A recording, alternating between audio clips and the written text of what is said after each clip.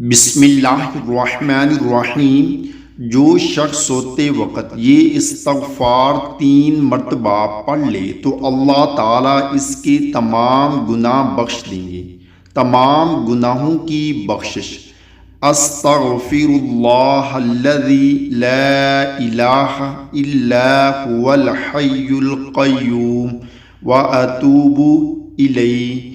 حدیث شریف میں ہے کہ جو شخص سوتے وقت یہ استغفار 3 مرتبہ پڑھ لے تو اللہ تعالیٰ اس کے تمام گناہ بخش دیں گے، خواہ وہ سمندر کی جاگ کے برابر یا ستاروں کی تعداد کے برابر یا ریت کے بڑے تھیلے کے ذرات کے برابر یا دنیا کے دنوں کے برابر ہوں۔